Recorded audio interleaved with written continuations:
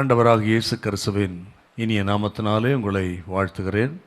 மறுபடி ஒரு விஷயம் இந்த தொலைக்காட்சி நிகழ்ச்சி மூலம் உங்களை சந்திக்கவும், ஆண்டவரின் திருவார்த்தைகளை பகிர்ந்து கொள்ளவும் ஆண்டவர் கொடுத்த பெரிய கிருபைக்காக நான் ஆண்டவருக்கு மகிமை செலுத்துகிறேன். கர்த்தர் நல்லவர். ஹல்லேலூயா, ஸ்தோத்திரம். இப்பொழுதும் ஆண்டவர் நம்மோடு பேசும்படியாக அப்படி இருக்கிற இடங்களிலே தலைகளை தாழ்த்தி ஜெபம் பண்ணுவோம். பரிசுத்தமுள்ள நல்ல பிதாவே, உமக்கு நன்றி செலுத்துகிறோம். எங்கள் ஆண்டவர் இயேசு கிறிஸ்துவின் நாமத்தில் ஜெபிக்கிறோம் கர்த்தாவே. இப்பொழுதும் ஆண்டவரே, உமது பிள்ளைகளோடு பேசும்படியாக ஜெபிக்கிறோம். நல்ல பரிசுத்த ஆவியானவரின் திருக்கரத்தில் அர்ப்பணிக்கிறோம். எல்லா தடைகள் முற்றிலும் இயேசுவின் நாமத்தில் விலகும்படி ஜெபிக்கிறேன். உங்கள் நாமம் மகிமைப்படட்டும் இயேசு கிறிஸ்துவின் மூலம், நல்ல பிதாவே, ஆமேன். இந்த நாளிலும் மிக முக்கியமான ஒரு சத்தியத்தை நம்ம தியானிப்போம். அதில் குறிப்பாக ஆண்டவராகிய இயேசு கிறிஸ்து மலை பிரசங்கத்தில் போதித்த அந்த போதனைகளில் ஒன்றை இந்த நாளிலே தியானிக்க கர்த்தர் நமக்கு உதவி செய்வாராக. மலை பிரசங்கம் என்பது ஆண்டவராகிய இயேசு கிறிஸ்து அவருடைய திருவாய் திறந்து அவர் பொழிந்த அற்புதமான போதனைகள். அந்த போதனைகளிலே ஒன்றை இன்றைக்கு தியானிக்க கர்த்தர் நமக்கு உதவி செய்வாராம். மத்தேயு சுவிசேஷம் 5ஆம் அதிகாரம் 5வது வசனம். மத்தேயு 5:5. சாந்த குணமுள்ளவர்கள் பாக்கியவான்கள், அவர்கள் பூமியை சுதந்திரித்துக் கொள்ளுவார்கள். சாந்த குணமுள்ளவர்கள் பாக்கியவான்கள், அவர்கள் பூமியை சுதந்திரித்துக் கொள்வார்கள். இந்த நாள் செய்தியின் தலைப்பு சாந்த குணம். சாந்த குணம். இந்த மத்தேயு 5ஆம் அதிகாரத்திலிருந்து 7ஆம் அதிகாரம் வரையிலும் ஆண்டவர் இயேசு உரைத்த மலை பிரசங்கம். அந்த மலை பிரசங்கத்தில் இந்த மத்தேயு 5ஆம் அதிகாரம் சொல்லப்பட்ட 8 பாக்கியவான்கள் என்கிற செய்தி அற்புதமானது, மிக அற்புதமானது. மத்தேயு 5ஆம் அதிகாரம் 3லிருந்து 11 வசனம் வரையிலும் 8 விதமான பாக்கியவான்கள் என்கிற விசேஷித்த செய்தி இருக்கிறது. அதில் ஒன்றைத்தான் வாசிக்க கேட்டோம். சாந்த குணமுள்ளவர்கள் பாக்கியவான்கள், அவர்கள் பூமியை சுதந்திரித்துக் கொள்வார்கள் அப்படின்னு. அறிமுகமாக சில வார்த்தைகளை மனதில் வைக்கும்படி அன்பாக கேட்டுக்கொள்கிறேன். ஒருவர் ஒரு பெரிய காரியத்தை செய்ய முற்படும் பொழுது, அல்லது பெரிய வேலையை செய்ய முற்படும் பொழுது, அந்த பெரிய வேலைக்கு அல்லது காரியத்துக்கு அநேக உதவியாளர்கள், பணியாளர்கள் தேவைப்படுவார்கள். அப்படி அவர்களை தேர்வு செய்து அந்த பெரிய வேலைக்கு பயன்படுத்துவது அது வழக்கம். அதை போலத்தான் ஆண்டவராகிய இயேசு கிறிஸ்து இந்த உலகத்துக்கு வந்து தமது ராஜ்யத்தை ஸ்தாபித்து முழு உலகத்துக்கும் சுவிசேஷத்தை கொண்டு போய் ரட்சிக்கப்படாத மக்கள், குணப்படாத மக்களை ரட்சிப்பின் அனுபவத்தை கொண்டு வருவதற்கு, இந்த பெரிய வேலை செய்வதற்கு ஆண்டவர் தமது 12 சீஷர்களை தெரிந்து கொண்டார். அந்த 12 சீஷர்களுக்கு உலகத்துக்கு கொண்டு போக வேண்டிய செய்தியைத்தான் இங்கே மலை பிரசங்கமாக ஆண்டவர் சொல்கிறார். அதுதான் விசேஷமானது. இந்த 8 விதமான பாக்கியவான்களின் செய்தி நல்லா கவனிக்கணுங்க. ஆண்டவர் தமது பெரிய வேலை செய்வதற்கு தெரிந்து கொள்ளப்பட்ட தமது சீஷர்களுக்கு ஆண்டவர் கொடுத்த மிக முக்கியமான போதனைகள், செய்தி. இதைத்தான் அவர்கள் உலகத்துக்கு கொண்டு போக வேண்டும். ஆகவேத்தான் அவர்களை தெரிந்து கொண்டு போதிக்கிறார். இந்த இடத்துல நீங்கள் லூக்கா சுவிசேஷம் வாசிங்கன்னா ஒரு அழகான அங்கே ஒரு காரியம் இருக்குது. என்னென்னா, இந்த சீஷர்களை ஆண்டவர் தெரிந்து கொண்ட பிறகுதான் இந்த மலை பிரசங்கத்தை போதிக்கிறார்னு அங்கே வரும். லூக்கா சுவிசேஷம் 6ஆம் அதிகாரம் 13வது வசனம். பொழுது விடிந்தபோது அவர் தம்முடைய சீஷர்களை வரவழைத்து அவர்களில் 12 பேரை தெரிந்து கொண்டு அவர்களுக்கு அப்போஸ்தலர் என்று பெயரிட்டார். அப்படி தெரிந்து கொண்டவர்களுக்குத்தான் 20 முதல் 49 வசனத்தில் இந்த மலை பிரசங்கத்தை போதிக்கிறார். மத்தேயு சொன்ன அந்த மலை பிரசங்கம் அங்கேயும் இருக்கிறது. அந்த மலை பிரசங்கத்தை எப்போ போதிக்கிறார்னா, தமது சீஷரை தெரிந்து கொண்ட பிறகு போதிக்கிறார். என்றால் ஆண்டவருடைய நோக்கத்தை பாருங்கள். தமது செய்தியை உலகமெங்கும் கொண்டு போவதற்கு உரிய போதனைகளை இங்கே கொடுக்குறார். அப்படின்னா எவ்வளோ முக்கியம். இது கேட்குறவங்க நல்லா கவனிக்கணும். ஆண்டு பிள்ளைகளாகட்டும் யாராகட்டும் நல்லா கவனிக்கணுங்க. ஒரு பக்தன் இப்படி சொன்னார், ஒரு வேத பண்டிதன். இது ஒரு பிரதிஷ்டையின் உரை அப்படி சொன்னார். பிரதிஷ்டையின் உரை அப்படின்னா என்ன அர்த்தம் கேட்டிங்கன்னா, ஊழியர்களை பிரதிஷ்டை பண்ணி, ஊழியத்துக்கு பிரதிஷ்டை பண்ணி கொடுக்கிற செய்தி அப்படின்னு அந்த பரிசுத்தவான் சொல்கிறாருங்க. த ஆர்டினேஷன் அட்ரஸ் டு த 12 அப்படி சொல்கிறாரு. அப்போ ஊழியக்காரர்களை பிரதிஷ்டை பண்ணி ஊழியத்துக்கு அனுப்புவதற்கு முன்பு கொடுக்குற செய்தி எவ்வளோ முக்கியங்க. அதை போல் ஆண்டவர் இந்த மலை பிரசங்கத்தை தமது சீசர்களுக்கு கொடுத்து அனுப்புகிறார். இந்த 8 பாக்கியவான்கள் வசனம் அப்படின்னு நான் சொன்னேன்.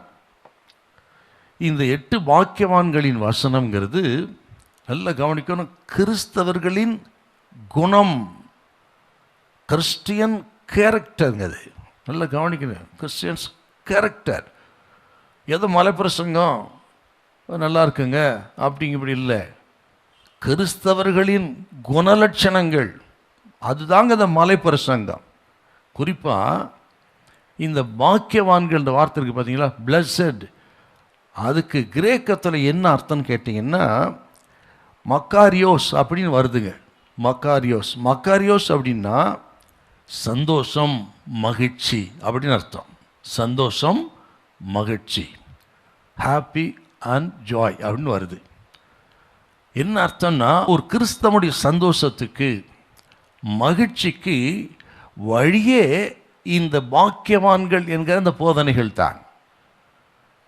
அப்படின்னா ஒரு கிறிஸ்தவனின் குணலட்சணங்களுக்கும் இதுக்கு எவ்வளோ சம்மந்தம் இருக்குது பாருங்கள். இப்படிப்பட்ட குணலட்சணத்தோடு ஒரு கிறிஸ்தவன் வாழ்ந்தால் அவன் சந்தோஷத்துக்கு, அவனுடைய மகிழ்ச்சிக்கு அளவே இருக்காது. அதுக்கு ஆதாரமே இந்த 8 பாக்கியவான்கள் வசனம்தாங்க. இதை கேட்குற கத்திரி பிள்ளைகளே, அப்போ சந்தோஷம், திருப்தி, மகிழ்ச்சி இதெல்லாம் எங்கே இருக்குதுன்னு கேட்டிங்கன்னா, இந்த மலைப்பிரசங்க பாக்கியவான்கள் போதனை இருக்குதுன்னா எவ்வளோ முக்கியம் பாருங்கள் நமக்கு. அது மட்டும் இல்லைங்க, இன்னொரு வார்த்தை கூட சொல்ல விரும்புகிறேன். இந்த சாந்த குணம் இல்லையா, சாந்த குணம் உள்ளவர்கள் பாக்கியவான்கள் சொன்னார். இந்த சாந்த குணம், மீக்னஸ் அப்படின்னா என்ன அர்த்தம்னு கேட்டிங்கன்னா தாழ்மை, சுய கட்டுப்பாடு அப்படின்னு அர்த்தங்க. நல்லா என்னோட கவனிக்கணும். அந்த குணலட்சணங்கள் எவ்வளோ முக்கியம் அப்படின்னா, இந்த சாந்த குணத்துக்கு என்ன அர்த்தம்னா தாழ்மையும் சுய கட்டுப்பாடும் சுய ஒழுக்கமும், ஹியூமிலிட்டி அண்ட் செல்ஃப் டிசிப்ளின். இப்படி இருக்கிறவங்க தாங்க அந்த ஒழுக்கமான அந்த குணலட்சணத்தோடு வாழ முடியும், ஒரு கிறிஸ்தவனாக இருக்க முடியும்.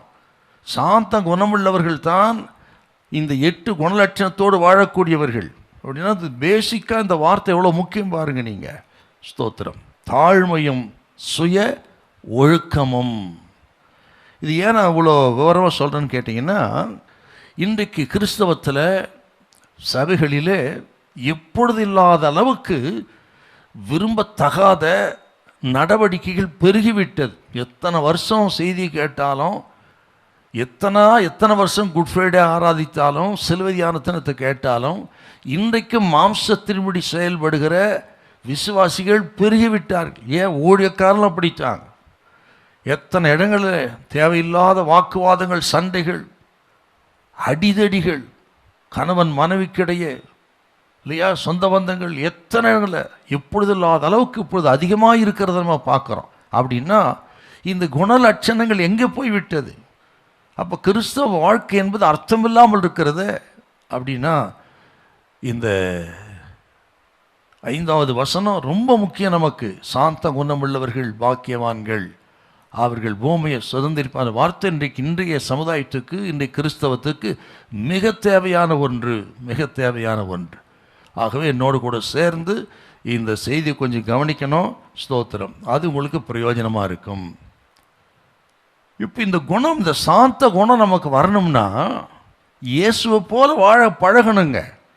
இயேசுவை தூய்மையாய் பின்பற்றணும், முழுமையாய் பின்பற்றணும். அவரை போல் வாழ முயற்சி செய்தால்தான் இந்த சாந்தம் நமக்கு வரும். ஏன்னு கேட்டிங்கன்னா ஆண்டவரே சொல்கிறாருங்க. அவர் என்ன சொல்கிறாரு? மத்தேயு சுவிசேஷம் 11ஆம் அதிகாரம் 29ஆம் வசனம் வாசிங்க பார்க்கலாம். நான் சாந்தமும் மனத்தாழ்மையுமாய் இருக்கிறேன். நான் சாந்தமும் மனத்தாழ்மையுமாய் இருக்கிறேன். என் நுகத்தை உங்கள் மேல் ஏற்றுக்கொண்டு என் நுகத்தை உங்கள் மேல் ஏற்றுக்கொண்டு என்னிடத்தில் கற்றுக்கொள்ளுங்கள். என்னிடத்தில் கற்றுக்கொள்ளுங்கள். அப்பொழுது உங்கள் ஆத்துமாக்களுக்கு இளைப்பாறுதல் கிடைக்கும். என்னிடத்தில் கற்றுக்கொள்ளுங்கள். எதை? நான் சாந்தமாயிருக்கிறேன், மன தாழ்மையாயிருக்கிறேன், அதை கற்றுக்கொள்ளுங்கள். அப்போ இயேசுவை பின்பற்றும் பொழுது, ஆண்டவர் இயேசு கிறிஸ்துவை மாதிரியாய் நோக்கி நாம் வாழும் பொழுது தான் இந்த சாந்த குணம் நமக்கு வரும்னு தெளிவாக தெரியுது பாரு. ஆகவே தான் சொன்னேன், இயேசுவை போல் வாழ முயற்சி செய்தால் தான் இந்த திவ்ய சுபாவங்கள் நமக்கு வரும். அதாவது சாந்த குணம் அப்படின்னு சொல்லும்போது உலகத்தின் பார்வை வேற, நம்ம ஆவிக்குரிய பார்வை வேறங்க. உலகத்தின் பார்வையை பொறுத்தவரை எப்படின்னு கேட்டிங்கன்னா, ஆண்டவர் சொன்னார், சாந்த குணமுள்ள பாக்கியவான்கள் பூமியை சுதந்திரிப்பார். உலகத்தின் பார்வை எப்படின்னு கேட்டிங்கன்னா, பூமியை சுதந்திரிப்பதற்கு பணம் தேவை, பதவி தேவை, செல்வாக்கு தேவை, ஆற்றல் தேவை, அதிகாரம் தேவை. இதுதான் உலகத்தின் பார்வை. ஆனால் ஆண்டவர் இயேசுவின் போதனை நேர்மாறானது. என்ன நேர்மாறானதுன்னா, இந்த உலகத்தை ஆதாயம் பண்ணுவதற்கு சாந்த குணம் தேவை அப்படி சொல்கிறார்.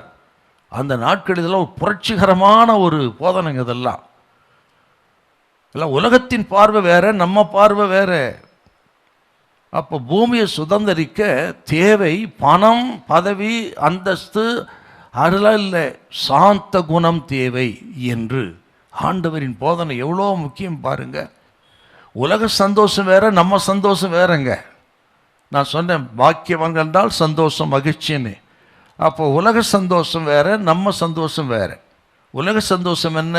உலகத்தின் சந்தோஷங்கிறது பணத்தினால் வருகிறது, சிற்றின்பங்களினால் வருகிறது, அழகு அந்தஸ்தினால் வருகிறது. அதில் தான் அவர்களுக்கு சந்தோஷம். ஆனால் நமது சந்தோஷம், ஆவிக்குரிய சந்தோஷங்கிறது அப்படி இல்லை. பணத்தினால, பதவினால், அழகு அந்தஸ்தினால் இல்லை. முழுக்க முழுக்க ஆவிக்குரிய தன்மைகளினால் வரக்கூடியது. ரட்சிப்பின் மூலம் வரக்கூடிய சந்தோஷம், பரிசுத்தமாய் வாழ்வதன் மூலம் வரக்கூடிய சந்தோஷம், நித்தியத்துக்குரிய அந்த மகிழ்ச்சியினால் வரக்கூடிய சந்தோஷம், ஆண்டவரோடு நமக்கு இருக்கிற ஆழமான உறவின் மூலம் வருகிற சந்தோஷங்க. ஆக முற்றிலும் வித்தியாசமானது உலகத்து நமக்கும். ஆகவே கர்த்தருடைய பிள்ளைகள் அவனை போல எனக்கு இல்லை, அவர்களை போல எனக்கு ஆசீர்வாதம் இல்லை, அது இல்லை, இதல்ல என்று நினைத்து பின்வாங்கக்கூடாது. ஆக நமது அழைப்பு வேற, அவர்கள் அழைப்பு வேற. நமது பூமியை சுதந்திரிக்கிற தன்மை வேற, அவர்கள் பூமியை சுதந்திரிப்பது வேற. நம்ம சந்தோஷம் வேற, அவர்கள் சந்தோஷம் வேற. ஆக முற்றிலும் மாறானது நமக்கும் உலகத்துக்கும். அதைத்தான் கர்த்தருங்க போதிக்கிறார். சாந்த குணமுள்ளவர்கள் பாக்கியவான்கள், அவர்கள் பூமியை சுதந்திரிப்பார்கள். இல்லைங்களா? ரோமர் 14:17 ஒரு அருமையான வார்த்தை இருக்கு பாருங்க. ரோமர் 14:17. தேவனுடைய ராஜ்யம் புசிப்பும் குடிப்பும் அல்ல, அது நீதியும் சமாதானமும் பரிசுத்தாவினால் உண்டாகும் சந்தோஷமுமாய் இருக்கிறது. அப்போ தேவனுடைய ராஜ்யம் புசிப்பதினால் குடிப்பதினால் அல்ல, பரிசுத்தாவினால் உண்டாகிற சந்தோஷம். அப்போ இந்த சாந்த குணத்தை எப்போ பெறுகிறோம்னா, நாம் எப்பொழுது மறுபடியும் பிறக்கிறோமோ, ரட்சிப்பின் அனுபவத்தை பெறுகிறோமோ, அப்பொழுதுதான் பரிசுத்தாவி நமக்கு அந்த குணத்தை கொடுக்குறாருங்க. அதான் உங்களுக்கு கலாத்தியர் 5:23 ஆவின் கனிகளிலே ஒன்று தான் இந்த சாந்தம். அப்படின்னா பரிசுத்தாவி கொடுக்குறார். எப்போ ரட்சிக்கப்படுகிறோமோ, ரட்சிக்கப்பட்ட பிறகுதான் பரிசுத்தாவி நமக்குள்ளே வந்து இந்த சாந்தம் என்கிற அற்புதமான கனி நமக்கு கொடுக்குறாருங்க. வாசிங்க பார்க்கலாம், 22 வாசிங்களேன். ஆவியின் கனியோ அன்பு, சந்தோஷம், சமாதானம், நீடிய பொறுமை, தயவு, நற்குணம், விசுவாசம், சாந்தம், இச்சையடக்கம். சாந்தம் பார்த்தீங்களா? அப்போ இது பரிசுத்தாவின் கனிகள், பரிசுத்தாவின் மூலமாய் பெறுகிறோம். அதான் சொன்னார், புசிப்பும் குடிப்பும் அல்ல, பரிசுத்தாவினால் உண்டாகிற சந்தோஷம். ஆகவே நல்லா கவனிக்கணுங்க. நமக்கும் உலகத்துக்கும், நம் சந்தோஷத்துக்கும் உலகத்தின் சந்தோஷத்துக்கும் உலகம் பூமியை சுதந்திரிப்பதற்கும் நாம் பூமியை சுதந்திரிப்பதற்கும் பெரிய வித்தியாசம் இருக்கிறது. ஆகவே ஆண்டவரை போல் சாந்த குணமுள்ளா இருங்கள். அது நமக்கு ரொம்ப அவசியம். அல்லேலூயா, ஸ்தோத்திரம். இப்போ இந்த சாந்த குணத்தை குறித்து 3 மிக முக்கியமான கருத்தை சொல்ல விரும்புகிறேன், குறிப்புகளை சொல்ல விரும்புகிறேன். முதல் குறிப்பு, சாந்த குணம் என்பதின் பொருள். சாந்த குணம் என்பதின் பொருள். அந்த மத்திய 5:5 வாசிக்க 3 குறிப்புக்கும் அந்த 5:5 தான் நமக்கு ஆதார வசனம். சாந்த குணம் உள்ளவர்கள் பாக்கியவான்கள், அவர்கள் பூமியை சுதந்தரித்துக் கொள்ளுவார்கள். த மீனிங் ஆஃப் மீக்னஸ் அப்படின்னு அர்த்தம். The meaning of meekness. பொதுவாக இந்த சாந்த குணம் அப்படின்னாவே உலகத்தின் பார்வையில் என்ன சொல்லுவாங்க?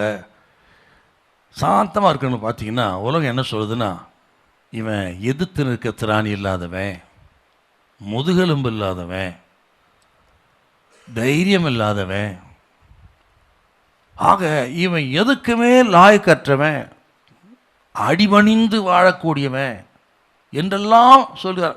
சாந்த குணமுள்ளவர்களுக்கு உலகம் கொடுக்கிற அடைமொழி இதுதாங்க. உலகம் இப்படித்தான் அவளை பார்க்குது. ஆனால் ஆண்டவர் போதிக்கிற இந்த சாந்த குணம் என்பது அதற்கு நேர்மாறானது. சாந்த குணம் என்பது ஆழமான அர்த்தம் கொண்டது. இப்போ இந்த 2 குறிப்புகளில் உங்களுக்கு கிரேக்கத்தில் என்ன சொல்லுது, எபிரேயத்தில் இந்த வார்த்தை என்ன சொல்லுது என்பது சொல்லுவேன். கவனிக்கணும். ஆக உங்களுக்கு பிரயோஜனமாக இருக்கும். கவனிக்க. சிலர் உங்களுடைய சாந்த குணத்தை அற்பமாக பேசுகிறாங்களா?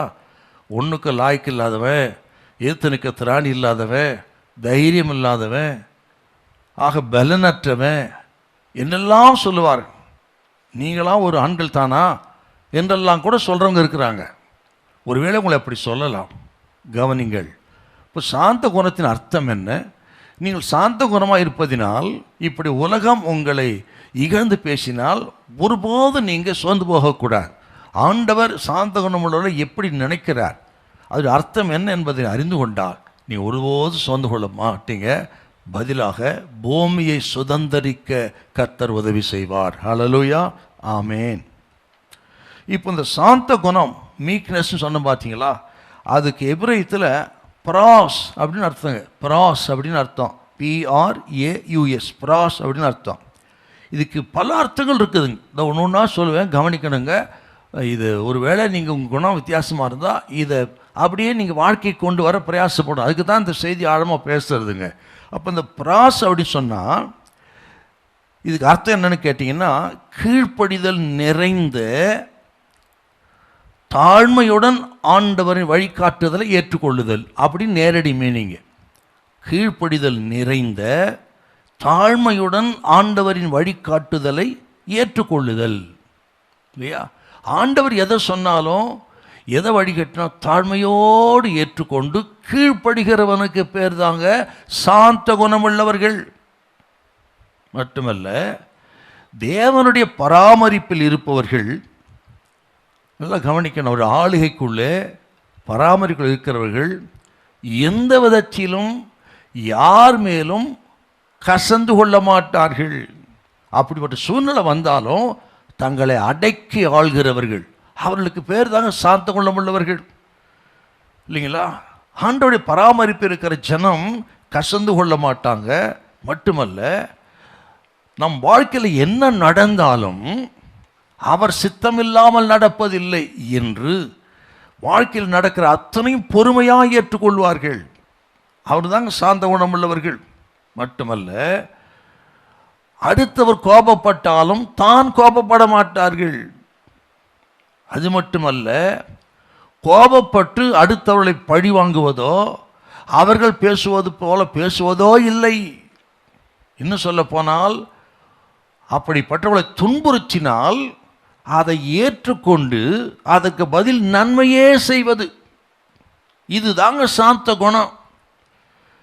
இந்த ப்ராஸ் என்ற வார்த்தைக்கு இத்தனை அர்த்தம் இருக்குதுங்க. அப்படின்னா அது கேட்குற கத்திரி பிள்ளைகளை சிலுவையான கூட்டத்தெல்லாம் நம்ம அட்டன் பண்ணுறோம், குட் ஃப்ரைடே அட்டன் பண்ணுறோம், இந்த நாட்களில் இருக்கிறோம் நம்ம. அப்போ இந்த கிறிஸ்துவின் சுபாவமாகிய இந்த சாந்த குணம் இருக்குதான்னு பார்க்கணுங்க.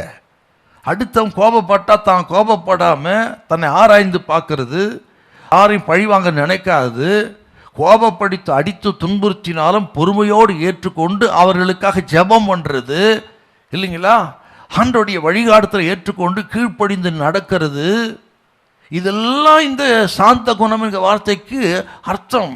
அப்படின்னா நம்ம வாழ்க்கையில் இதெல்லாம் இருக்குதா நம்ம பார்க்கணுங்க கொஞ்சம் இல்லையா. ஒருத்தர் பேசினா போதும், ஒரு வார்த்தைக்கு 10 வார்த்தை பேசக்கூடியவர்கள் தானே அநேக கிறிஸ்தவர் இன்றைக்கு.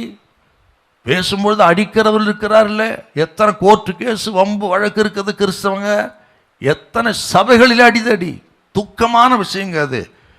சபைகளிலே இன்றைக்கு அடிதடி யூடியூப்பில் பாருங்கள், அதெல்லாம் போட்டு வெளுத்து வாங்குறாங்க. அங்கே அந்த சபைகளிலே குட் ஃப்ரைடே ஆராய்ச்சி என்ன பிரயோஜனம் நான் கேட்குறேங்க. குட் ஃப்ரைடே சிலுவைதான கூட்டம் லெந்து நாட்கள் என்று நீங்கள் கொண்டாடி என்ன பிரயோஜனம்? சாந்த குணமுள்ளவர் பாக்கியவான் ஆண்டவர் சொன்னாரே, அவருடைய சுபாவத்தை சொல்லியிருக்கிறாரு, என்னிடத்தில் கற்றுக்கொள்ளுங்கள் சொன்னாரு. அப்போ நமக்கும் அதுக்கு சம்மந்தம் இல்லைன்னா நம்ம கிறிஸ்தவனே கிடையாதுங்க. கவனிக்கணும். சாந்த குணமுள்ளவர்கள். பவுல் ஒரு வார்த்தை சொல்றார், தீத்து 3ஆம் அதிகாரம் 2வது வசனம். ஒருவனையும் தூஷியாமலும் சண்டை பண்ணாமலும் பொறுமையுள்ளவர்களாய் எல்லா மனுஷருக்கும் சாந்த குணத்தை காண்பிக்கவும் அவர்களுக்கு நினைப்பூட்டு. பார்த்தீங்களா, எல்லா மனுஷருக்கும் பொறுமையோடு சாந்த குணத்தை காண்பிக்கும்படி ஆண்டவர் இயேசு சொன்ன ஒரு வார்த்தை, மத்தேயு சுவிசேஷம் 5:39 வாசிங்களேன். நான் உங்களுக்கு சொல்லுகிறேன், தீமையோடு எதிர்த்து நிற்க வேண்டாம். ஒருவன் உன்னை வலது கன்னத்தில் அறைந்தால் அவனுக்கு மறு கன்னத்தையும் திருப்பி கொடு. வலது கன்னத்தில் அறைந்தால் மறு கன்னத்தையும் திருப்பி கொடு. ஆண்டவருடைய போதனைங்க இது. பரியாசமா தோணும் கிறிஸ்தவனுக்கே இந்த வார்த்தையெல்லாம் பரியாசமா இருக்கு. ஏன்னா அவருடைய வாழ்க்கை அப்படி இல்லை, வாழ முடியல. உங்களால் வாழ முடியலைன்னா ஆண்டவர் சொன்ன இந்த அற்புதமான போதனைகளை அதை குறை சொல்லாதீங்க. வாழ முடியலன்னு ஒத்துக்கிடுங்க. ரோமர் 12ஆம் அதிகாரத்தில் 21ஆம் வசனத்தில் எங்கள் திருச்சபையில் எல்லா திருவிருந்திலும் இதை வாசித்தான் முடிப்போம். எப்படி முடியுது? ரோமர் 12:21. நீ தீமையினாலே வெல்லப்படாமல் தீமையை நன்மையினாலே வெல்லு. பவுல் சொன்ன வார்த்தை. அதை விட நான் சாந்தமான தாழ்மையா இருக்கிறேன்னு சொன்னது மட்டும் கிடையாது. ஆண்டவர் அப்படி வாழ்ந்தார் இயேசு. அதை தான் கற்றுக்கொள்ளுங்கள் சொல்றார் இயேசு. அதுதான் கிறிஸ்தவன் குணலட்சணம்ன்ற நானே. சரிங்க, எப்படி வாழ்ந்தாருங்க? 1 பேதுரு 2ஆம் அதிகாரம் 21 வாசிக்க பார்க்கலாம். 1 பேதுரு 2ஆம் அதிகாரம் 21. இதற்காக நீங்கள் அழைக்கப்பட்டும் இருக்கிறீர்கள். ஏனெனில் கிறிஸ்துவும் உங்களுக்காக பாடுபட்டு நீங்கள் தம்முடைய அடிச்சுவடுகளை தொடர்ந்து வரும்படி உங்களுக்கு மாதிரியை பின்வைத்து போனார். அவர் பாவம் செய்யவில்லை, அவருடைய வாயிலே வஞ்சனை காணப்படவும் இல்லை. அவர் வையப்படும் போது பதில் வையாமலும் பாடுபடும் போது பயமுறுத்தாமலும் நியாயமாய் தீர்ப்பு செய்கிறவருக்கு தம்மை ஒப்புவித்தார். நாம் பாவங்களுக்கு செத்து நீதிக்கு பிழைத்திருக்கும்படி அவர்தாமே தமது சரீரத்திலே நம்முடைய பாவங்களை சிலுவையின் மேல் சுமந்தார். அப்போ சிலுவைக்கு எதிர்த்து சார் ஆண்டவர் இயேசு போனார். நான் சிலுவை பாதங்கிறது பாருங்களேன், பயமுறுத்தவில்லை, பழிவாங்கவில்லை, எல்லாவற்றையும் ஏற்றுக்கொண்டு நீதியாய் தீர்ப்பு செய்கிறவருக்கு அர்ப்பணித்தார்னா அங்கே சொன்னார். பார்த்தீங்களா, மத்தேயு 11:29 நான் மனத்தாழ்மையாக இருக்கிறேன் கற்றுக்கொள்ளுங்க. அதன்படி வாழ்ந்தாருங்க இயேசு. நாம் வாழும்படியாக வாழ்ந்து காண்பித்தார். அதாங்க சிலுவை. இப்போ இந்த அனுபவம் இல்லாமல் நம்ம சிலுவை தியான கூட்டம், குட் ஃப்ரைடே என்ன அர்த்தங்க? இங்கே திரும்பினாலும் சரி, இன்றைக்கு பதவி மோகம், பண ஆசை மோகம். ஆகவே கிறிஸ்தவர் தங்கள் குணலட்சணத்தை எழுந்துட்டாங்க, சாந்தத்தை எழுந்துட்டாங்க. பெரும்பாலானோர் எப்படியாகிலும் முன்னேற வேண்டும் என்பது உலகம். அதுக்காக எதையும் செய்யக்கூடியவர்கள். நம்ம அப்படி கிடையாதுங்க. எந்த நிலைமையிலும் சாந்த குணத்தை வெளிப்படுத்தக்கூடியவர் தான் கிறிஸ்தவர்கள். இப்போ இன்னொரு விஷயம் கூட, நமக்கு இந்த சாந்த குணம், அதுவும் அதுக்கு முன்பு வசனம் ஆவியில் எளிமையுள்ளவர்கள் பாக்கியவான்கள் அப்படிலாம் நம்ம பார்க்குறோம். நம்ம 3ஆம் வசனம் வாசிங்க பார்க்கலாம். ஆவியில் எளிமையுள்ளவர்கள் பாக்கியவான்கள், பரலோக ராஜ்யம் அவர்களுடையது. ஆவியில் எளிமை உள்ளவர்கள் அப்படிங்கிறது தேவனுக்கு முன்பாக தாழ்மை இல்லையா, தேவனுக்கு முன்பாக தாழ்த்துவது. ஆனால் சாந்த குணமுள்ள என்பது மனுஷருக்கு முன்பாக தாழ்மையை வெளிப்படுத்துவது. இந்த ரெண்டு வசனத்துக்கு அர்த்தம் இதுதான். தேவனுக்கு முன்பாக நம்மை தாழ்த்துவது ஆவியில் எளிமை உள்ளவர்கள், மனுஷருக்கு முன்பாக தாழ்மையை வெளிப்படுத்துவது சாந்த குணமுள்ளவர்கள் என்றால் இந்த சாந்த குணத்தின் மேன்மை ஆச்சரியமானது. இன்னும் சில வார்த்தை கூட சொல்ல விரும்புகிறேன். இந்த சாந்த குணமுள்ளவர்கள் அவர்கள் கற்றுக்கொள்வதில் ஆர்வமாக இருப்பார்கள். அவர் சொந்த சித்தத்தை செய்கிறதை விட ஆண்டவர் சித்தத்தை செய்யவே அதிகமாக விரும்புவார். அதுவும் இந்த சாந்த குணமுள்ள மக்களுடைய குணநலனில் ஒன்று. எபேசியர் 5ஆம் அதிகாரம் 21 கொஞ்சம் வாசிங்க. 5:21. தெய்வ பயத்தோடு ஒருவருக்கொருவர் கீழ்ப்படிந்திருங்கள். தெய்வ பயத்தோடு ஒருவருக்கு ஒரு கீழ்ப்படிதல், தாழ்மை, கீழ்ப்படிதல், சாந்த குணம், இதெல்லாம் பிரிக்கவே முடியாதுங்க. ஒருவருக்கு ஒரு கீழ்ப்படிந்து தெய்வ பயத்தோட. இப்போ குடும்பத்தில் இந்த சாந்த குணம் வேணும்னு அர்த்தம். குடும்பத்தை குறித்து தான் பேசுகிறார் பவுல். ஆக கணவனுக்கும் தேவை, மனைவிக்கும் தேவை. ஒருவருக்கு ஒரு கீழ்ப்படிந்து என்கிறது தெய்வீக சுபாவம். இந்த சாந்த குணத்தை சம்மந்தமானது. அது புருஷனுக்கு வேணும், மனைவிக்கு வேணும். அது இல்லாதனால்தான் இன்றைக்கு வந்து ஈகோ ப்ராப்ளம், கோர்ட்டு கேஸு, வம்பு வழக்கு, எத்தனை டிவோர்ஸ் கேஸுங்க. கவனிங்கள். அது மட்டுமல்ல, இன்னும் சில வார்த்தை நான் சொல்ல விரும்புகிறேன். ஒரு எப்படிங்க இப்படி சாந்த குணம் மாற முடியும் அப்படின்னா, இந்த ஆவியில் எளிமை, முதல்ல ஆவியில் எளிமை உள்ளவர்களாக இருந்தால் தான் அடுத்த பகுதியாகி இந்த பகுதி நமக்கு ஃபாலோ பண்ண முடியுங்க. ஆவியில் எளிமை. அப்போ ரெண்டாவது 4ஆவது வசனம் வாசி பார்க்கலாம். 4ஆவது வசனம் 5:4. துயரப்படுகிறவர்கள் பாக்கியவான்கள், துயரப்படும் பாக்கியவான்கள், அவர்கள் ஆறுதல் அடைவார்கள். அவர்கள் ஆறுதல் அடைவார்கள். அப்போ ஆவிலே எளிமையாயிருந்து அடுத்து தன் பாவத்துக்காக, தன் இயலாமைக்காக கர்த்தருக்கு முன்பாக நொறுங்கி, தாழ்த்தி, துயரப்பட்டு, இந்த அனுபவம் வந்த பிறகு தான் மூன்றாவது அனுபவம் சாந்த குணத்தை பரிசுத்த ஆவி கொடுக்கிறார்கள் நமக்கு இல்லையா. முதல் ஆவியில அவர்கள் எளிமையாக இருந்து தன் பாவத்துக்காக, இயலாமைக்காக தேவனுக்காக நொறுங்கி மன்னிப்பு கேட்டு இரத்தத்தினால கழுவும் பொழுது தான், அந்த ரட்சிப்பின் அனுபவத்தை பரிசுத்தாவின் மூலம் பெறும்பொழுது தான் பரிசுத்தாவி இந்த சாந்த குணமாகிய அற்புதமான குணத்தை நமக்கு கொடுக்கிறார். அப்படித்தாங்க சாந்த குணம் வரும் நமக்கு. அப்படி தான் வரணும். இதை கேட்குற கத்திரி பிள்ளைகளே, இதுதான் படி சாந்த குணத்துக்கு. இயற்கையாகவே சிலர் வந்து சாந்த குணமாக இருப்பாங்க இயற்கை சுபாவத்தில். ஆனால் எல்லா நேரமும் அப்படி ஒர்க் அவுட் ஆகாதுங்க. அது எல்லா நேரமும் சாந்த குணமாக இருக்க மாட்டாங்க. அவங்க இயல்பாகவே ஜென்ம சுபாவமாக இருப்பாங்க சாந்த குணங்கிறது. ஆனால் எல்லா நேரமும் அது ஒர்க் அவுட் ஆகாதுங்க.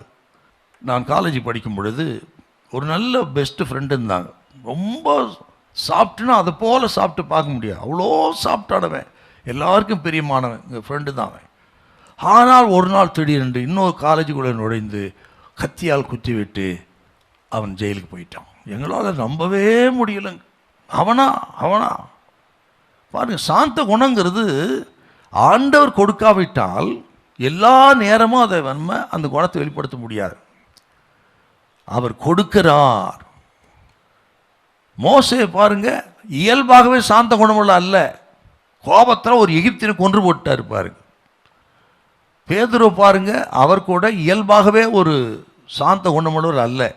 பட்டைட்டு உருவி மல்கிஷ் காதை வெட்டினார் பாருங்க கேட்சவன தோட்டத்தில். பவுல் எடுத்துக்குங்க, அவர் இயல்பாகவே சாந்த குணமுள்ள அல்ல. சபைகளை துன்பப்படுத்தினார், ஸ்தேவானை கொலை செய்வதற்கு சம்மதித்திருந்தார். அப்படி மூர்க்கமான ஒரு மிருகத்தை இருந்தாருங்க. ஆனால் இவர்களெல்லாம் ஆண்டவரால் உருவாக்கப்பட்டு ஆண்டவரின் திவ்ய சுபாவமாகிய சாந்த குணத்தை பெற்றுக்கொண்டார்கள். அப்படின்னா அந்த சாந்த குணம் ஆண்டவர் கொடுக்கிறது, பரிசுத்தாவி கொடுக்கிறது. ஆவிலே நொறுங்கி ஸ்தோத்திரம் அர்ப்பணித்து உள்ளத்தில் இந்த இயலாமை பாவத்தை குறித்து அறிக்கையிட்டு தேவனுக்குமாக நொறுங்கும் பொழுது ஆண்டவர் பரிசுத்தாவின் மூலமாக கொடுக்கிறார். ஒருவேளை இன்றைக்கு இதை கேட்குறவங்க கவனிங்க, இந்த சாந்த குணத்தை நீங்கள் பெற்று அதன்படி வாழ வேண்டும். சரிங்க, இந்த சாந்த குணத்தை பெற்றுட்டா என்ன ஆசீர்வாதம்னு சில வார்த்தைகளை சொல்கிறேன் பாருங்க உங்களுக்கு. அது அப்படியே வாசிக்கணுங்க. இது உங்களுக்கு ஆசீர்வாதமாக இருக்கும். அப்படி சாந்த குணம் எப்படி நடத்துகிறார் உலகம் அப்படி ஆயிரம் சொல்லும். ஆக உங்களுக்கு வேலை இல்லை, அது இல்லை, முதுகு இல்லைன்னு. ஆனால் ஆண்டவர் என்ன சொல்கிறார் பாருங்க. ஒரு வருஷம் வாசிக்கும். சங்கீதம் 9:12, 9:12. இரத்த பழிகளை குறித்து அவர் விசாரணை செய்யும் போது அவைகளை நினைக்கிறார். சிறுமைப்பட்டவருடைய கூப்பிடுதலை மறவார். சிறுமைப்பட்டவர்னா சாந்த குணம்னு அர்த்தம். அவர்களை மறக்க மாட்டார். இந்த கேட்குற கர்த்தருடைய பிள்ளைகளே, ஒருவேளை நீங்கள் எப்படிப்பட்ட நல்ல சுபாவத்தோடு இருக்கீங்க, ஆனால் உலகம் இது இருக்குது, சொந்த பந்தம்லாம் ஆகாதவன்னு கண்ட வார்த்தை பேசுகிறாங்களா, சொல்லட்டும். ஆனால் கர்த்தர் உங்களை மறக்க மாட்டார். அதே 10:17 சங்கீதம். கர்த்தாவே சிறுமைப்பட்டவருடைய வேண்டுதலை கேட்டிருக்கிறீர், அவர்கள் இருதயத்தை ஸ்திரப்படுத்துவீர். பார்த்தீங்களா, வேண்டுதலை கேட்கிறவர் மறக்க மாட்டார். அப்புறம் சங்கீதம் 34:2. கர்த்தருக்குள் என் ஆத்துமா மேன்மை பாராட்டும், சிறுமைப்பட்டவர்கள் அதை கேட்டு மகிழ பண்ணுவார். 69 சங்கீதம் 32 வசனம். சாந்த குணமுள்ளவர்கள் இதை கண்டு சந்தோஷப்படுவார்கள். சாந்த குணமுள்ளவர்கள் இதை கண்டு சந்தோஷப்படுவார்கள். தேவனை தேடுகிறவர்களே உங்கள் இருதயம் வாழும். அப்போ ஆண்டவரை தேடுகிற சாந்த குணமுள்ளவர் வாழ வைக்கிறார். அவருக்கு அவர் மகிழ்ச்சியை கொடுக்கிறாருங்க. 22 சங்கீதம் 26 சொல்லுது பாருங்க. சாந்த குணமுள்ளவர்கள் புசித்து திருப்தி அடைவார்கள். கர்த்தரை தேடுகிறவர்கள் அவரை துதிப்பார்கள். பாத்தீங்களா, திருப்தி அடைய பண்ணுவார். 25 சங்கீதம் 9 வசனம். சாந்த குணமுள்ளவர்களை நியாயத்திலே நடத்தி சாந்த குணமுள்ளவர்களுக்கு தமது வழியை போதிக்கிறார். அப்புறம் பாருங்க 147:6, 149:4 வாசம் உயர்த்துகிறார், அவரை அலங்கரிக்கிறார். அப்பா, இப்போ சாந்த குணமுள்ள உலகம் இகழ்ந்து பேசும், முதுகெலும்பு இல்லாதவன். ஆனால் கர்த்தர் என்னெல்லாம் செய்கிறார் பாருங்க. மறக்க மாட்டார், வேண்டுதலை கேட்பார், சோத்திரம் மகிழ பண்ணுகிறார், திருப்தி அடைய பண்ணுகிறார், வழியை காண்பிக்கிறார், உயர்த்துகிறார், அலங்கரிக்கிறார். அப்பா, அத்தனை ஆசீர்வாதம் கொடுக்கிறார். இது கேட்குற கர்த்தருடைய பிள்ளைகளே, ஒருவேளை உலகம் உங்களை அப்படி நினைக்கலாம். இன்னைக்கு பயப்படாதீங்க. உங்களுடைய நல்ல திவ்ய சுபாவமாகிய சாந்த குணத்தை விட்டுறாதீங்க. எப்பேற்பட்டாலும் சரி, அதை தொடர்ந்து பற்றி கொள்ளுங்கள். ஏற்ற நேரத்தில் உயர்த்தி மேன்மைப்படுத்துவார். சாந்த குணமுள்ள வாக்கியவான்கள் பூமியை சுதந்திரித்துக் கொள்வார்கள். ஹல்லேலூயா. சரி, இப்போ சாந்த குணம் என்பதின் பொருள் என்ன அப்படின்னு பார்த்தோம். ரெண்டாவது, சாந்த குணத்தின் பலம், த பவர் ஆஃப் மீக்னஸ். சாந்த குணத்தின் பலம் அதே 5:5 தான். சாந்த குணமுள்ளவர்கள் பாக்கியவான்கள், அவர்கள் பூமியை சுதந்திரித்துக் கொள்ளுவார்கள். இப்போ இந்த சாந்த குணத்துக்கு கிரேக்கத்தில் என்ன சொல்லுது, லத்தீன் பாஷையில் என்ன சொல்லுது, அதை கொஞ்சம் பார்க்கணும். இந்த சாந்த குணம் மீக்னஸ் இருக்கு இல்லைங்களா, அதுக்கு லத்தீனில் என்ன அர்த்தம்னு கேட்டிங்கன்னா, நன்றாய் பழக்கப்படுத்தப்பட்ட ஒரு வீட்டு விலங்கு. நன்றாய் பழக்கப்படுத்தப்பட்ட ஒரு வீட்டு விலங்கு. அப்புறம் கடிவாளத்துக்கு பழகின ஒரு குதிரை. கடிவாளத்துக்கு பழகின ஒரு குதிரை. நன்றாய் பயிற்சி கொடுக்கப்பட்ட ஒரு வேட்டை நாய் அப்படின்னு வருதுங்க. என்ன சார் இது? சாந்த குணத்துக்கு இதுக்கு என்ன சம்பந்தம்?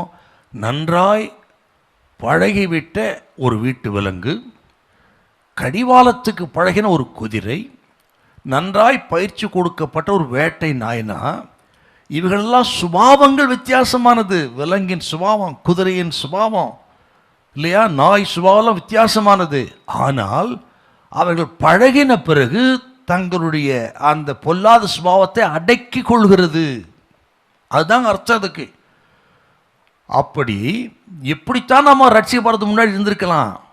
ஆனால் ரட்சிப்பின் அனுபவத்தை வந்த பிறகு, ஆண்டவர் ஏற்றுக்கொண்ட பிறகு, பழக்குவிக்கப்பட்ட ஒரு வீட்டு விலங்கை போல் எஜமானனுக்கு உதவியாக இருப்பது, கடிவாளத்துக்கு பழகின ஒரு குதிரையை போல் சவாரி செய்கிறது, எந்த பக்கம் காண்பிக்கிறோ அந்த பக்கம் ஓடுவதற்கு ஆயத்தமாக இருக்கிறது. நன்றாய் பழக்குவிக்கப்பட்ட ஒரு வேட்டை நாய் எஜமானுடைய அந்த பயிற்சி கேட்டது போல அது ஞானமாய் நடந்து கொள்கிறது. அதை போல உரிமையாளருடைய சித்தத்தை செய்ய அடிபணிவது. இதுதாங்க இந்த சாந்த குணங்கிற வார்த்தைக்கு லாட்டினில் மிட்டிஸ் அப்படின்னு வருதுங்க. இந்த மிட்டிஸுங்கிற வார்த்தைக்கு இத்தனை அர்த்தம் இருக்குங்க. உரிமையாளர் சித்தத்துக்கு அடிபணிந்து வாழ்வது.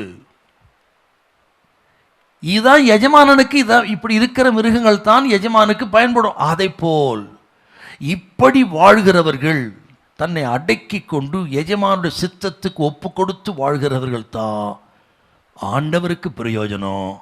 அவருடைய பெரிய வேலை செய்வதற்கு, அவர் செய்திய உலகத்துக்கு கொண்டு போவதற்கு பிரயோஜனப்படுகிற பாத்திரங்கள். என்ன அருமையான ஒரு தாட்டு பார்த்தீங்களா? இது சார்ந்த குணம் சாதாரணமாக சொல்லிடுறோம், இதுக்குள்ளே எவ்வளோ அர்த்தம் இருக்குது பாருங்க. சரி, இப்போது கிரேக்கத்தில் என்ன சொல்லுது அப்படின்னு பார்ப்போம். இந்த சாந்த குணத்துக்கு கிரேக்கத்தில் ப்ராட்ஸ்ன்னு அப்படின்னு வருதுங்க, PRAOTS, ப்ராட்டஸ் அப்படின்னு வருதுங்க. இது அர்த்தம் என்னன்னு கேட்டிங்கன்னா, அப்படியே கவனிக்கணுங்க. மூல பாஷை அதுக்கு தான் படிக்கணுங்கிறது. மூல பாஷையை பார்க்கும்பொழுது எவ்வளோ பிரயோஜனமாக இருக்குது பாருங்கள். நம்ம வாழ்க்கையே இங்கே இருக்குதுங்க. இப்போ சாந்த குணமாக வாடுறதுக்கு என்ன தேவைன்ற அத்தனை பாடங்களும் இங்கே இருக்குது பாருங்கள். இந்த கிரேக்கத்தில் ப்ராட்டஸ்ங்கிற வார்த்தைக்கு என்ன அர்த்தம் கேட்டிங்கன்னா, ஆற்றல் மிக்க ஒருவர், அதாவது கடுமையாய் செயல்படக்கூடிய அதிகாரம் படைத்த ஒருவர். அந்த அதிகாரம் இருந்த பொழுதும் மென்மையாய் நடந்து கொள்வது நம்பர் 1. தனக்கு அதிகாரம் இருக்கிறதுனால எடுத்தன் கவுத்தன் செயல்படுறோம் இல்லைங்க சாந்த குணம். புருஷனுக்கு அதிகாரம் இருக்கிறதுனால மனைவி அடிக்கலாமா? பிள்ளைகளை மிருகத்தை அதிகமாக அடிக்கலாமா? அது ஒரு கிறிஸ்தவ அதிகாரி உங்களுக்கு அதிகாரம் இருக்குன்றதுனால கீழே வேலை செய்வங்களை தாம் தும்னு நீங்கள் இஷ்டமோல் சமைக்கலாமா? தப்பு. சாந்த குணங்கிறது சாதாரண விஷயம் கிடையாது. ஒரு கிறிஸ்தவன் குணம். தனக்கு ஆற்றல் இருக்கிறது, அதிகாரம் இருக்கிறது என்றாலும் மென்மையாய் நடந்து கொள்வது. 2வது, கலகம் செய்கிற மக்களை கடுமையாய் நியாயந்தீர்த்து அடக்குகிற ஒரு மன்னன் அவர் அப்படி செய்யாமல் அன்புடன் நடந்து கொள்வது. கலகம் செய்கிற தன் குடிமக்கள் அவர்கள் என்னவோ செய்யலாம் ராஜா, ஆனால் அப்படி தண்டிக்காம அவர்களை மன்னித்து அன்புடன் நடந்து கொள்வது. உங்களுக்கு விரோதமாக எழும்பலாம் மக்கள், அது உலகம் அப்படித்தான். வீட்டாரே சத்துரு ஆண்டவர் சொல்லிக்கிறார். ஆனால் அவரிடத்தில் அன்புடன் நடந்து கொள்வது. 3வது, ஒரு ஆட்சியாளன் அல்லது ஒரு அதிகாரி அப்படின்னு எடுத்துக்கிடுவோம், அல்ல ஒரு நீதிபதினு எடுத்துக்கிடுவோம். செய்த தவறுக்கு கண்டிப்புடன் நீதி செலுத்த வேண்டும், அது ஒரு பகுதி. ஆனால் இன்னொரு பகுதி அவருக்கு என்னன்னு கேட்டிங்கன்னா, அவரது நடவடிக்கை எடுக்காமல் மென்மையாய் நடந்து கொள்வது இல்லையா? நீதி செய்ய வேண்டிய இடத்துல நான் நீதி செய்கிறேன் என்று தண்டித்து அழிக்கிறதல்ல, அதுக்கு பதிலாக மென்மையாய் நடந்து உணர்த்துவது தான் சாந்த குணங்க இல்லையா? சில பாருங்க, எல்லாம் ரைட்டுங்க, அது சட்டை இந்த சட்டப்படி சொல்லுது, அது சட்டப்படி சொல்லுது, இது சட்டப்படி தள்ளிடலாம் எல்லாம் பேசுவாங்க. சட்டப்படி மனைவியை தள்ளுறது நல்லது சொல்லிக்க வேகத்தில் இல்லையா? புருஷன் சொல்கிறான், மனைவி சொல்கிற, அதுதான் கோர்ட்டு கேஸ் இன்னைக்கு கிறிஸ்தவத்தில். ஆனால் அப்படி சட்டம் உனக்கு இருந்தாலும் மன்னித்து மறந்து ஏற்றுக்கொள்ளக்கூடியதை போதித்தவர் கர்த்தர் இயேசு இல்லையா? இனி நீ பாவம் செய்யாதே போ. யாரை சொன்னாருங்க? கையுமையுமா இப்படிப்பட்ட ஒரு உபச்சாரி பார்த்து தான் சொன்னாருங்க. அப்படின்னா எத்தனை போதனைகள் அற்புதமாக. சட்டம் இருக்கிறது என்பதனால சட்டத்தை கையில் எடுத்து வீட்டை பிரிக்கிறது இல்லையா? சட்டம் இருக்கிறதுனால உறவுகளை பிரிக்கிறது, கோர்ட்டு கேஸுக்கு போகிறது, விவாகரத்து பண்ணுறது இல்லை. இது கிறிஸ்தவனுக்கு அடையாளம் இல்லை. சாந்த குணம்னா அதுக்கு அர்த்தம் வேற. 4வது, ஒரு தளபதி தனக்கு கீழே தவறு செய்த ஒரு அதிகாரியை அவன் டிசிப்ளின் ஆக்ஷன், ஒழுங்கு நடவடிக்கை எடுக்காம அவனை உணர்த்துவது.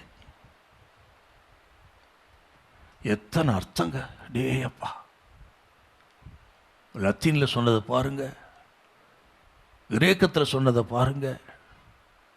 இவ்வளவு இந்த சாந்த குணம் என்கிற அந்த திவ்ய சுபாவத்தோடு அடங்கியிருக்குதுங்க. எபேசியர் 4ஆம் அதிகாரத்தில் 2வது வசனம் வாசிப்போம். எபேசியர் 4:2. மிகுந்த மனத்தாழ்மையும் சாந்தமும் நீடிய பொறுமையும் உடையவர்களாய் அன்பினால் ஒருவரை ஒருவர் தாங்கி. ஓ அடியப்பா, என்ன அருமையான அற்புதமான வாசனைங்க அது. நான் நினைக்கிறது குடும்பத்தை குறித்து நல்ல ஒரு வார்த்தையாக எடுத்துக்கலாம். நம்ம கணவன் மனைவிக்கு இடையே இருக்க வேண்டிய அற்புதமான ஒரு போதனைங்க. அதனால தான் பேதுரு சொல்றாருங்க, ஒரு குடும்பத்தில் ரட்சிக்கப்படாத புருஷனை எப்படி கொண்டு வர்றதுக்கு இந்த வசனத்துக்கு என்ன பேதுரு அங்கே பேசுகிற இருப்பாரு. 1 பேதுரு 3ஆம் அதிகாரம் 1-2 வசனம் வாசிங்களேன். அந்தப்படி மனைவிகளே மனைவிகளே உங்கள் சொந்த புருஷர்களுக்கு கீழ்ப்படிந்திருங்கள். அப்பொழுது அவர்களில் யாராவது திருவசனத்திற்கு கீழ்ப்படியாதவர்களாய் இருந்தால் பயபக்தியோடு கூடிய உங்கள் கற்புள்ள நடக்கையை அவர்கள் பார்த்து போதனை இன்றி மனைவிகளின் நடக்கைகளினாலேயே ஆதாயப்படுத்திக் கொள்ளப்படுவார்கள். பார்த்தீங்களா?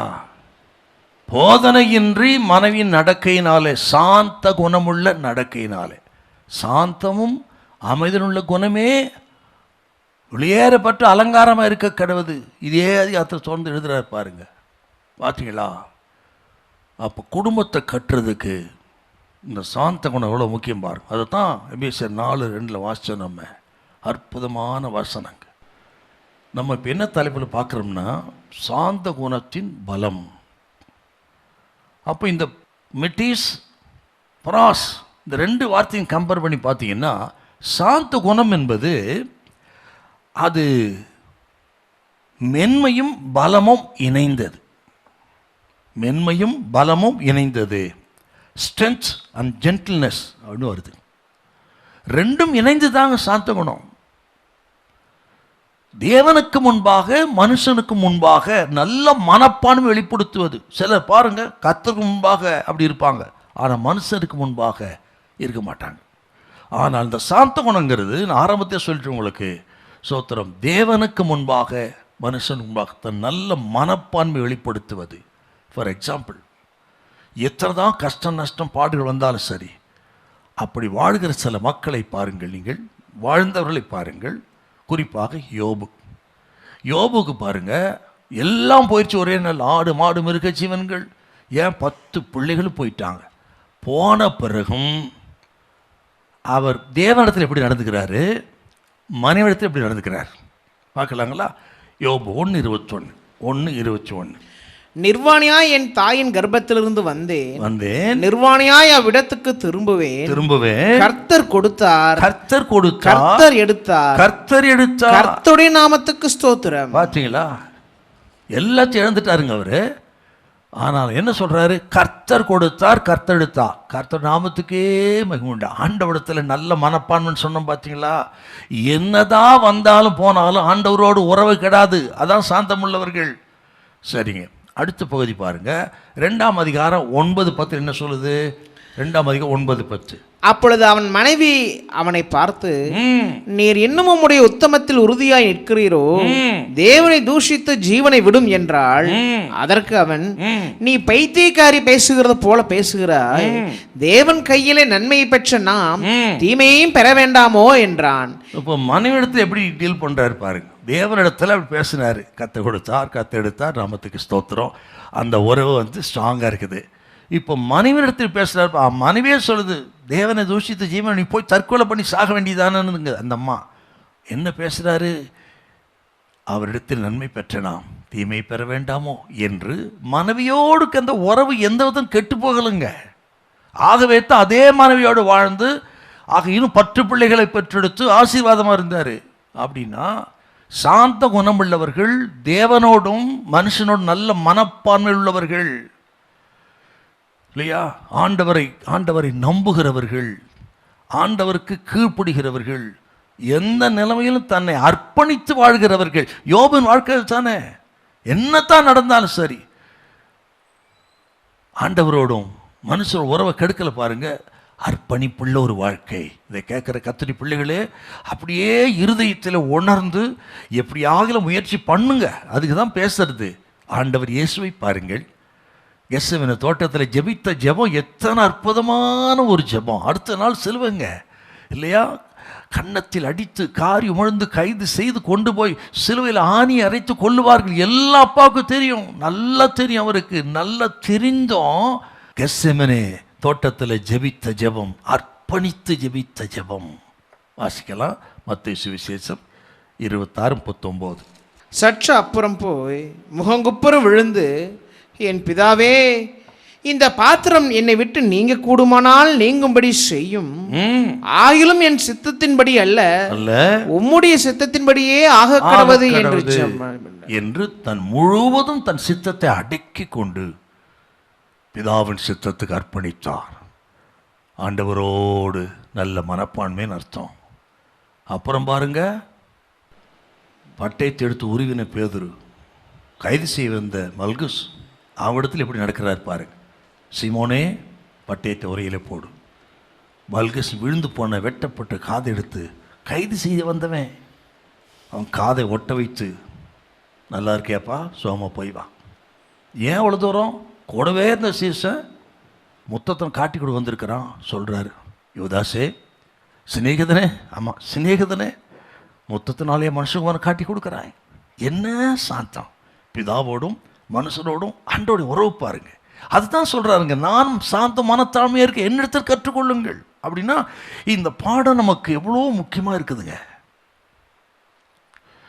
இந்த சாந்த குணத்துக்கு நேர்மாறான ஒரு குணம் என்னன்னா கோபம், இல்லையா? சாந்த குணத்துக்கு நேர்மாறானது கோபம்.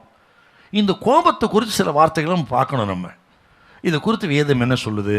நீங்கள் எபேசியர் 4:26 முதல்ல வாசிப்போம். நீங்கள் கோபம் கொண்டாலும் பாவம் செய்யாதிருங்கள். நீங்கள் கோபம் கொண்டாலும் பாவம் செய்யாதிருங்கள். அப்புறம் இன்னொரு வசனம், நீதிமொழிகள் 15:18 வாசிங்களேன். 15:18. கோபக்காரன் சண்டையை எழுப்புகிறான், நீடிய சாந்தமுள்ளவனோ சண்டையை அமர்த்துகிறான். அதுங்களா, நீடிய சாந்தமுள்ளவனோ சண்டையை அமர்த்துகிறான். சாந்த குணங்களுடைய குணலட்சணத்தில் ஒன்று, சண்டை பண்ணுறவன் இல்லை, ட்ரபிள் மேக்கர் இல்லை, பீஸ் மேக்கர். பார்க்குறங்க குடும்பத்தில் அல்லது வேலை செய்கிற இடத்துல நீங்கள் ட்ரபிள் மேக்கராக பீஸ் மேக்கராக பார்த்துக்கிடுங்க. ஸ்தோத்திரம். கிறிஸ்தவன் பேர் சொல்லி பிரயோஜனம் இல்லை, கவனிக்கணுங்க. இந்த கோபம்ங்கிறது ஆண்டவர் கொடுத்த உண்மையில் அவர் வெகுமதிகளில் ஒன்று. அவர் கொடுத்த கிஃப்டில் விலையேற பெற்ற ஒன்று கோபங்க. ஆனால் இந்த கோபத்தை நல்ல விஷயத்துக்கு பயன்படுத்தினா அது ஒரு நல்ல மெடிசன் போல, நல்ல ஒரு மருந்து மாதிரி. காயத்துக்கு மருந்து எவ்வளோ அவசியம், அதை போல நல்ல விஷயத்துக்கு பயன்படுத்தினா. ஆனால் கோபத்தை தவறான விஷயத்தில் பயன்படுத்தினால் ஆபத்து. ஆகவே கோபம் கொண்டாலும் பாவம் செய்யாதீர்கள், எல்லையை மீறாத.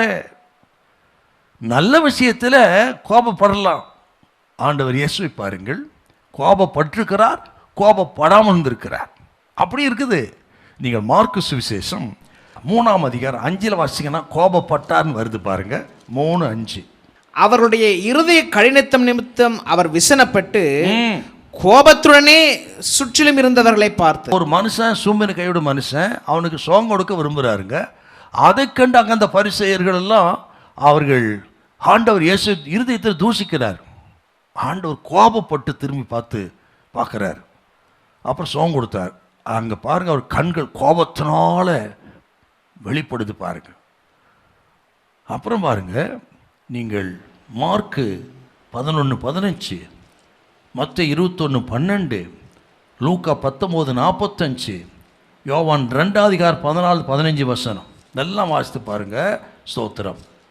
தேவாலயத்தை கள்ளர் குகையாக மாற்றின பொழுது அந்த வேதபாரகர் பரிசேயர் பிரதான ஆசாமி கோபம் கொண்டு சவுக்கை உண்டு பண்ணினார். எல்லாத்தையும் காசு பழகெல்லாம் கவுத்து போட்டாருங்க, புறாவெல்லாம் விரட்டினார். கோபத்தை வெளிப்படுத்துகிற ஒரு பயங்கரமான இடம். அப்படின்னா ஆண்டவர் தனக்காக ஒருபோதும் கோபப்படவில்லை. அவரை நிந்தித்தார்கள், அவமானப்படுத்தினார்கள், கைது செய்தார்கள், காவலில் வைத்தார்கள், கன்னத்தில் அறைந்தார்கள், காரி உமிழ்ந்தார்கள், சிலுவையில் அறைந்தார்கள், தூஷித்தார். இந்த எந்த இடத்திலும் இயேசு கோபப்பட்டதா சொல்லப்படவே இல்லை. ஒரு இடத்துல அடிக்கிறான், நான் தகாத விதமாக பேசினது உண்டானால் ஏன் என்னை அடிக்கிறாய்? அவ்வளோதாங்க. சிலுவையின் மரண பரிந்தும் தாழ்த்தினான். தமக்காக ஒருபோதும், ஆக சுயநலத்துக்காக கோபப்படுவது ஆபத்து.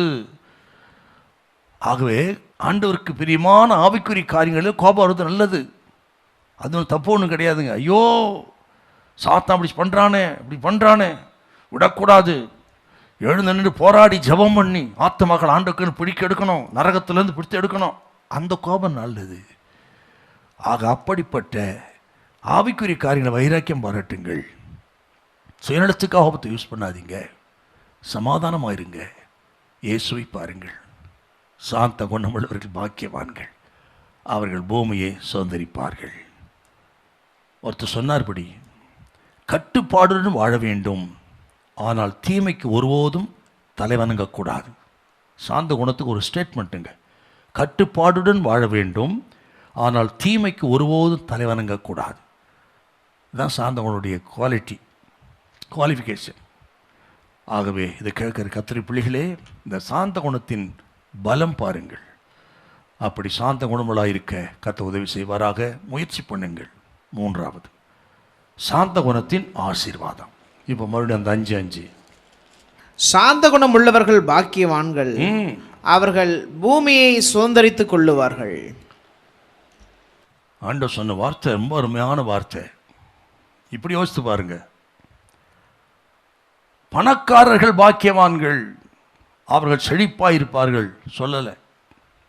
புத்திசாலிகள் பாக்கியவான்கள், அவர்கள் பல காரியங்களை சாதிப்பார்கள் அப்படின்னு சொல்லலை இல்லையா?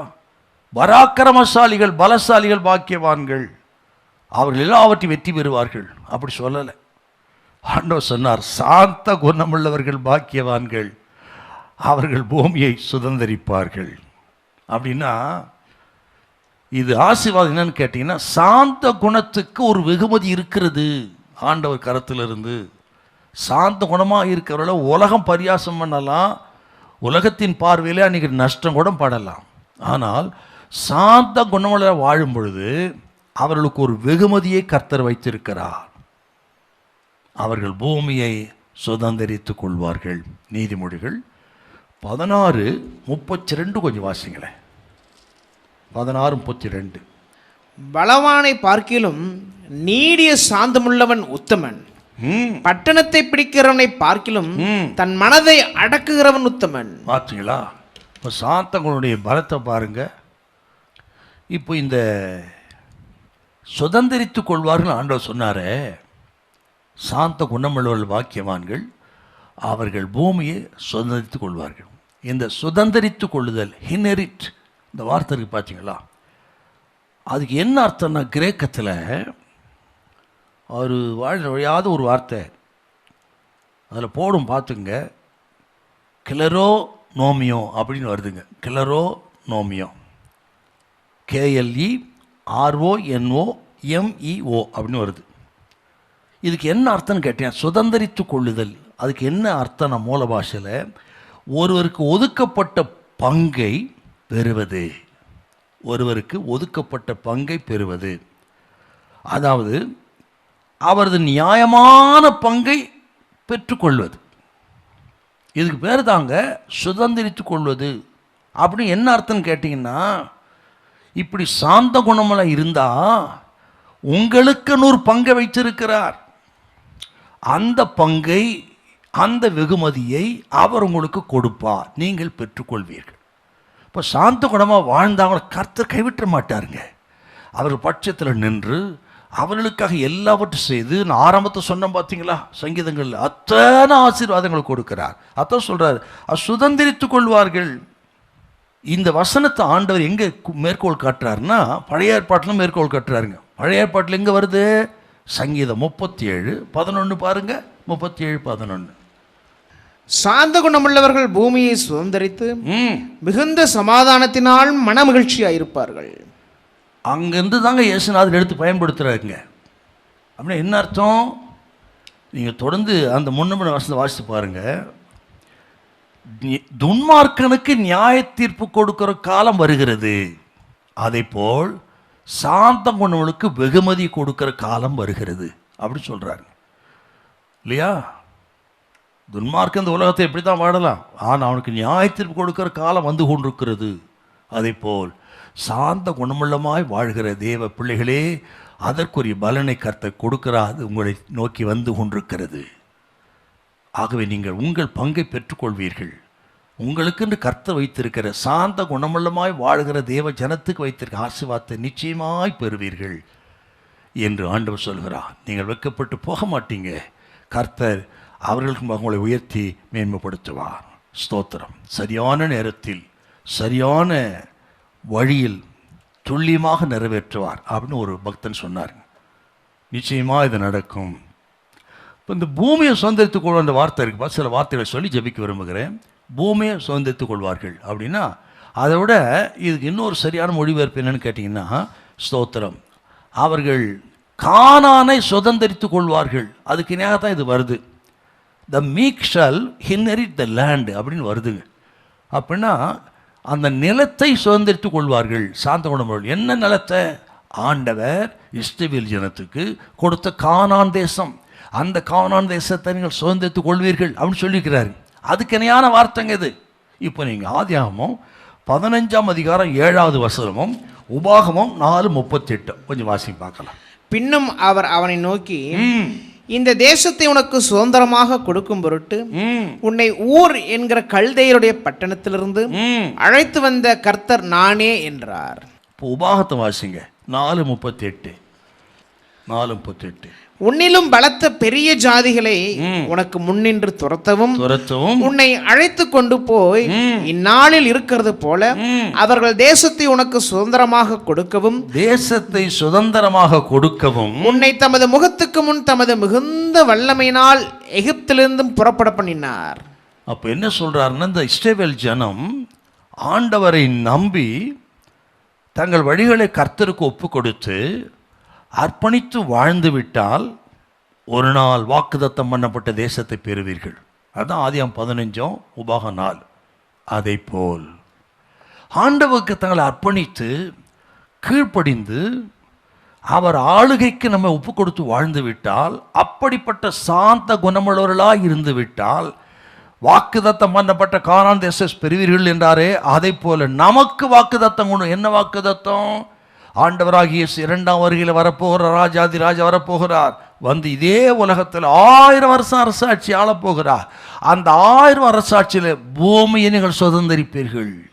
இப்போ இந்த உலக சுதந்திரத்தை விட, இந்த உலக ஆசுவாதத்தை விட மேலான ஒரு ஆசுவாதத்தை வைத்திருக்கிறேன். அதாவது அர்த்தம் என்னன்னா, நீங்கள் சாந்தோட மக்களாக இருந்தால் இந்த உலகத்திலே ஆசீர்வதிப்பார். யாருக்கு முன்னே உங்களை வைக்கப்படுத்த விட மாட்டார். அதே நேரத்தில் உங்களை 1000 அரசாட்சியில் கொண்டு போய் நான் உலகத்தை ஆளுகிற மக்களாய், பூமியை சுதந்திர மக்களாய் வைப்பேன் என்று ஆண்டவர் சொன்ன அற்புதமான வார்த்தை தான். சாந்த குணமுள்ளவர்கள் பாக்கியவான்கள், அவர்கள் பூமியை சுதந்திரிப்பார்கள். அந்த சுதந்திரிப்பார் வார்த்தை இன்னும் 2 வார்த்தை இருக்குது. ஒன்று சமாதானம், இன்னொன்று வல்லமை. இந்த 2ம் கொடுக்கற சொல்றார். அர்த்தம் தான், சமாதானத்தை உங்களுக்கு வைத்து விட்டு போகிறேன். உலகம் கொடுக்க பிரகாரமாக அல்ல, என் சமாதானத்தை கொடுக்கன்னு சொன்னாரே, அப்படி சமாதானத்தை கொடுக்கிறார். எல்லாவற்றையும் ஜெயிக்கக்கூடிய வல்லமை கொடுக்கிறார். அவர்களை ஆசீர்வதிக்கிறார். இதுதாங்க சுதந்திரத்துக்குரிய ஆசீர்வாதங்கள். இதை கேட்குற கர்த்தருடைய பிள்ளைகளே, அப்படி ஆண்டவருக்காக சகலவற்றை சகித்து பொறுமையாயிருந்து விட்டு கொடுத்து மன்னித்து மன்னிப்பை பெற்று, ஸ்தோத்திரம், அவர் வழிகளிலே நடப்பதிலே கீழ்ப்படிந்து நடப்பது உத்தமாக இருக்கிற சாந்த குணம் உள்ள மக்கள், தேவ மக்களே, உங்களுக்கு நல்ல சமாதானத்தை ஆண்டு கொடுப்பார். உங்கள் குடும்பங்களிலே நல்ல சமாதானத்தை கொடுப்பார். உறவுகளிலே, வேலை ஸ்தலங்களிலே நல்ல சமாதானத்தை கொடுப்பார். சகலவற்றை செய்யக்கூடிய வல்லமையை பலத்து கொடுப்பார். பயப்படாதிருங்க. நீங்கள் பூமியை சுதந்து கொள்ள கர்த்தர் உங்களுக்கு உதவி செய்வார். ஹல்லேலூயா, ஆமென், பிரைஸ் தி லார்ட். அப்படின்னு என்ன பெரிய ஒரு ஆசீர்வாதத்துக்கு பாருங்க. சில நேரங்களில் இந்த நம்முடைய பிரயாசம், நம்முடைய தாழ்மை, கீழ்ப்படிதல், அப்புறம் சகிப்புத்தன்மை, விட்டு கொடுக்கறது, இதுக்கெல்லாம் பலன் இல்லாத போல இருக்கும். ஆனால் கவலைப்படாதிருங்கள். நான் சொன்னது போல வாக்குத்தத்தம் வந்து கொண்டிருக்கிறது சொன்னது போல அந்த ஆசீர்வாதம் உங்களை நோக்கி வந்து கொண்டிருக்கிறது. ஏற்கனவே கத்த தந்து உங்கள் தலைகளை உயர்த்துவார். எல்லாவற்றையும் மேலாக சீக்கிரம் வருகை இருக்கிறது. ஆண்டவர் வரப்போகிற 2ஆம் வருகை இருக்கிறது. ரகசிய வருகை இருக்கிறது. வரப்போகிறார். இந்த பூமியில் அரசாளக்கூடிய கிருபை நமக்கு தருவார். அந்த நம்பிக்கையோடு எதிர்பார்த்து காத்திருங்கள். சோத்திரி, உங்களுடைய நல்ல திவ்ய சுபாவத்தை எந்த காரணத்தை முன்னிட்டு இழந்துடாதீங்க. பலனை கற்றுக் கொடுப்பார். ஹல்லேலூயா, பிரைஸ் தி லார்ட்.